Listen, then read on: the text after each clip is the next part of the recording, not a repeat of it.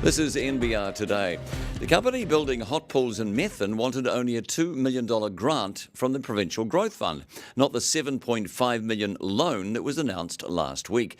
National's Economic and Regional Development spokesman Paul Goldsmith has criticised the loan, saying Regional Economic Development Minister Shane Jones more than tripled the amount Methven Adventures asked for. A director of Methven Adventures, James McKenzie, says the company would have preferred the smaller $2 million grant because it would not have had to pay it back. Everybody would like a few $1 million.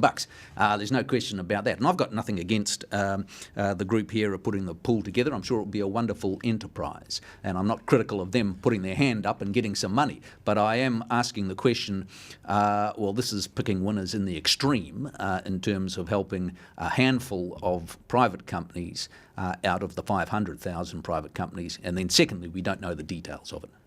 Mr. Goldsmith also said that not many jobs have been created by the fund so far.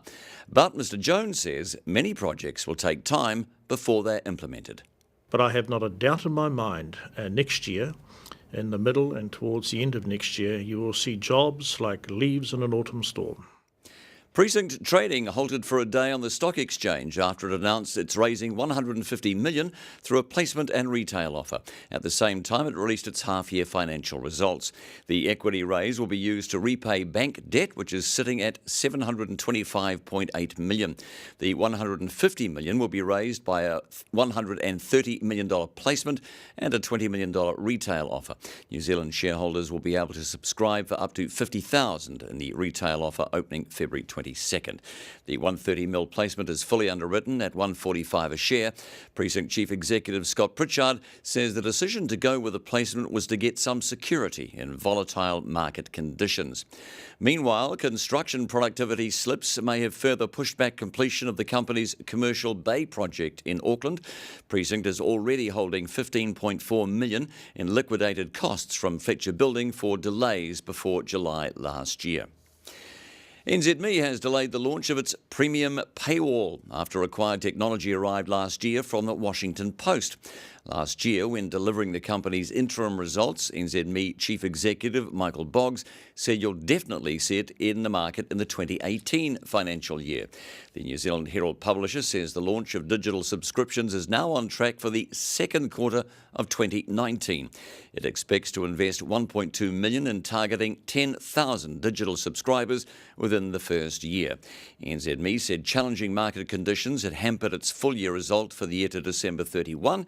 Net profit after tax for the year was $11.6 million, down 44% from $20.9 million last year.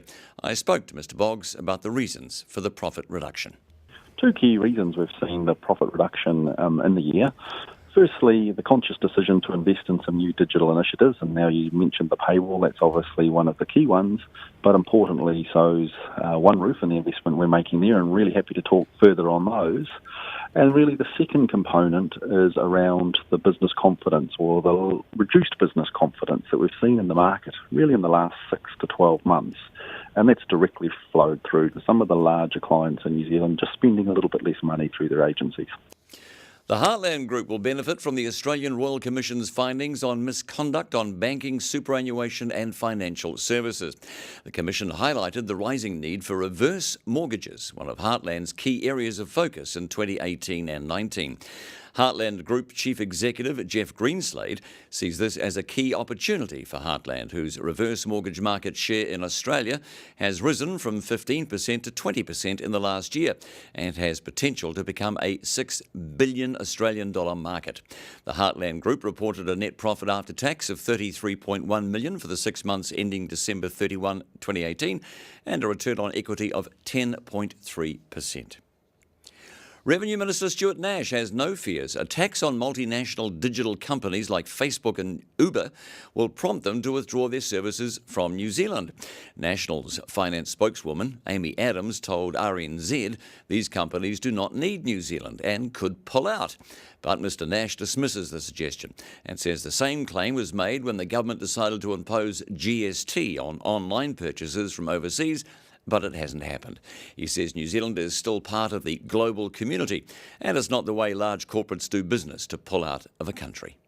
And keeping in mind it's 2 or 3%, we're not taking everything they make in any way, shape or form, but they know this is coming. They're engaging already.